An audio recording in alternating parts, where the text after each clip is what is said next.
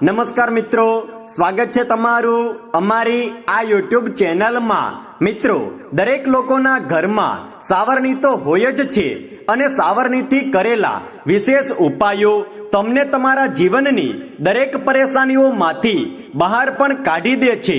હવે જીવનમાં દરેક વ્યક્તિ ઈચ્છે છે કે તેની પાસે ખૂબ જ વધારે પૈસા હોય, તેના જીવનમાં ખૂબ જ વધારે ખુશીઓ આવે, પણ એક નાનકડી ભૂલ વ્યક્તિને ગરીબી અને દરિદ્રતા તરફ લઈ જાય છે।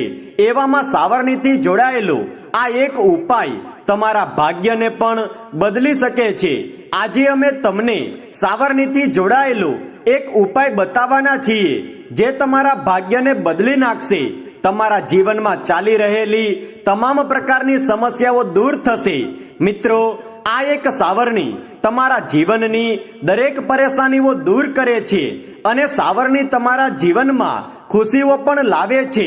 તો મિત્રો, સાવરણીનો નિયમિત ઉપયોગ કરતી વખતે જો તમે કેટલીક ખાસ વાતોનું ધ્યાન રાખશો તો તમારા જીવનમાં ધનની કમી ક્યારેય પણ નહીં રહે। હંમેશા એક વાત યાદ રાખો કે સૂર્યાસ્ત થયા પછી તમારા ઘરમાં ક્યારેય પણ સાવરણી ન લગાવો, એટલે કે કચરો ન કાઢો। અને જો સાવરણી લગાવવી ખૂબ જ જરૂરી હોય તો તમે કચરાને તો તમારા ઘરની બહાર ન કાઢો, એક જગ્યાએ એકઠું કરી નાખો અને પછી સવારે આ કચરાને ઘરની બહાર કાઢી શકો છો। પરંતુ સૂર્યાસ્ત થઈ ગયા પછી ઘરમાંથી કચરો ન કાઢવો જોઈએ। જ્યારે પણ તમે સાવરણીનો ઉપયોગ કરો ત્યારે તેને સાફ કરીને પછી જ મૂકો, એટલે કે જ્યારે પણ તમે ઘરમાંથી કચરો કાઢી નાખો તેના પછી સાવરણીને પણ સાફ કરો અને પછી જ કોઈ જગ્યાએ મૂકો। અને જો સંભવ હોય તો સાવરણીને પાણીથી ધોઈ પણ નાખવી જોઈએ, પરંતુ ધોયા પછી સુકાવો જરૂર। ભીની સાવરણી ક્યારેય પણ ન મૂકો, કારણ કે ભીની સાવરણી ઘરમાં નકારાત્મક ઉર્જાને વધારે છે। તો આ વાતોનું તમારે ધ્યાન રાખવું જોઈએ। મિત્રો, જ્યારે પણ તમે નવી સાવરણી ખરીદીને લાવો તો તેના ઉપર સફેદ દોરો કે મૌલી એટલે કે લાલ રંગનો દોરો અવશ્ય બાંધો। તેના પછી સાવરણીનો ઉપયોગ કરવાનું શરૂ કરો। આનાથી લક્ષ્મી સ્થિર રહે છે। સ્થિર લક્ષ્મી માટે સાવરણી પર સફેદ કે લાલ દોરો બાંધવો અતિ આવશ્યક છે। માનવામાં આવે છે કે જો તમે સપનામાં સાવરણી જુઓ તો એનો મતલબ એ થાય છે કે હવે તમને કોઈ મોટું નુકસાન થવાનું છે, આર્થિક નુકસાન। એટલા માટે તમે સાવધાન રહો। એટલે જ્યારે પણ તમે ખરાબ સપનું જુઓ તો ગાયને જઈને કાનમાં તમારું સપનું કહી દો કે પછી કોઈ વૃક્ષની સામે ઊભા રહીને તમે તેને તમારું સપનું કહી દો। આનાથી તમારું ખરાબ સપનું તેનો દુષ્પ્રભાવ તમારા પર નહીં પાડી શકે।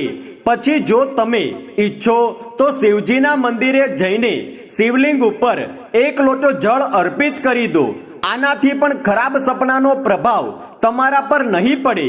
ઘણી વખત એવું થાય છે કે તમારા ઘરે સાવરણી તો છે પરંતુ તમે તેનો ઉપયોગ નથી કરતા। પરંતુ શું તમે જાણો છો કે લાંબા સમયથી ઉપયોગમાં ન લેવાતી સાવરણીને ઘરમાં ન રાખવી જોઈએ, કારણ કે આ જૂની સાવરણી તમારા ઘરની બરકતને ધીમે ધીમે પોતાની સાથે જ સમાપ્ત કરતી જાય છે। એટલા માટે જ્યારે પણ તમે નવી સાવરણી ખરીદો કે પછી તેનો ઉપયોગ કરો, સાવરણી તો તમે કોઈ પણ દિવસે ખરીદી શકો છો, પરંતુ જ્યારે તેનો ઉપયોગ શરૂ કરો તો શનિવારના દિવસથી જ કરો। આનાથી ઘરમાં બરકત પણ રહે છે અને જીવનની જે સમસ્યાઓ અને પરેશાનીઓ હોય તે પણ દૂર થાય છે।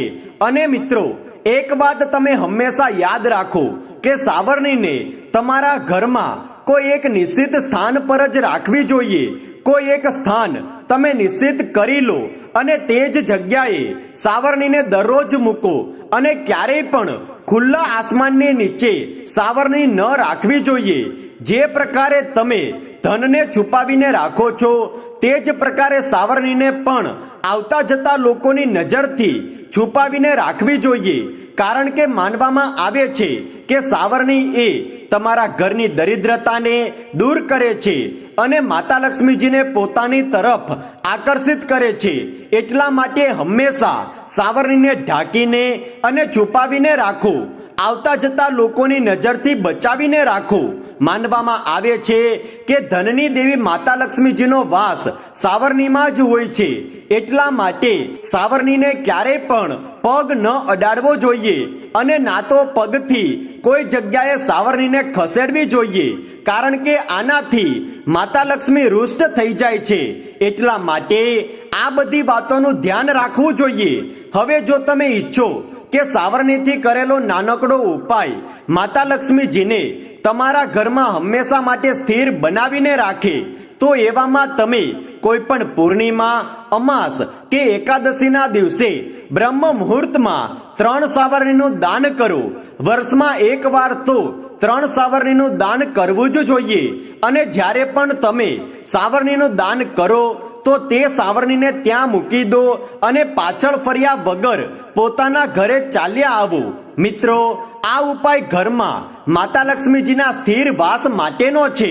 એટલા માટે આ ઉપાય કર્યા પછી તમારા ઘરમાં લક્ષ્મી સ્થિર થવા લાગે છે. અને જ્યારે તમે મંદિરમાં સાવરણીનું દાન કરો તો સવારના સમયે જ કરો. તો મિત્રો, આ સાવરણીનો નાનકડો ઉપાય છે, પરંતુ જીવનની કઠિનથી કઠિન પરિસ્થિતિઓથી પણ તમને બચાવીને રાખે છે. સાવરણીનો આ ઉપાય તમારી જિંદગીને બદલી શકે છે.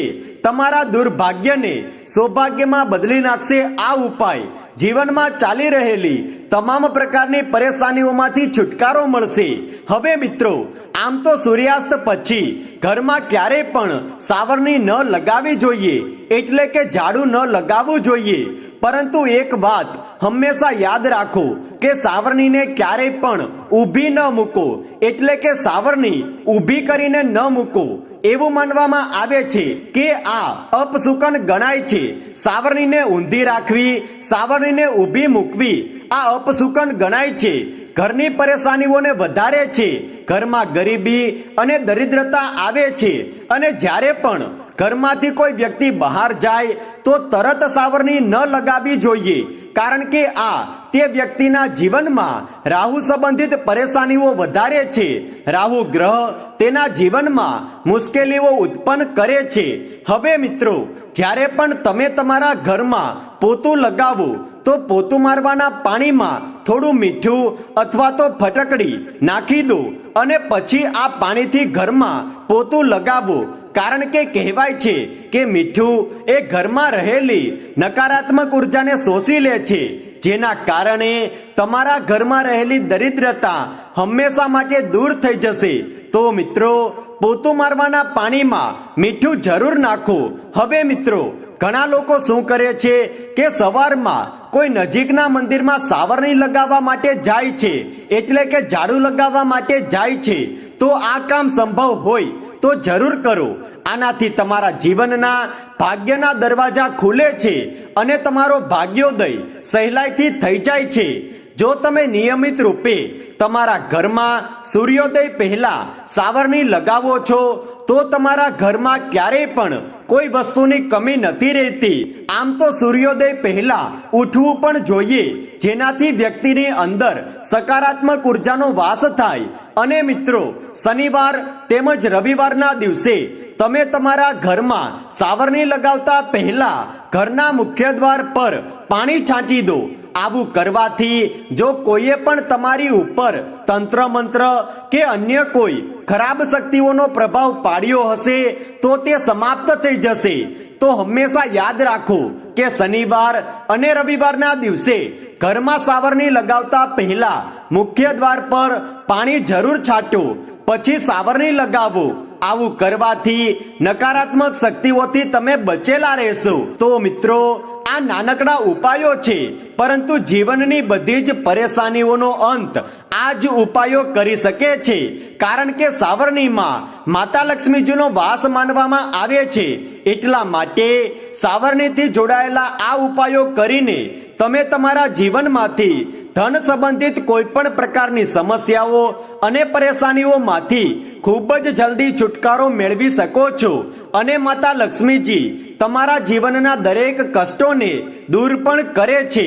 તો મિત્રો, ઉમ્મીદ છે કે આ જાણકારી તમને પસંદ આવી હશે. કમેન્ટ બોક્સમાં સાચા દિલથી જય માં લક્ષ્મી અવશ્ય લખી દો. જો આ વિડીયો તમને પસંદ આવ્યો હોય તો લાઈક કરો, શેર કરો અને જો તમે અમારી ચેનલ પર નવા છો તો ચેનલને સબસ્ક્રાઇબ કરવાનું ના ભૂલતા. ધન્યવાદ.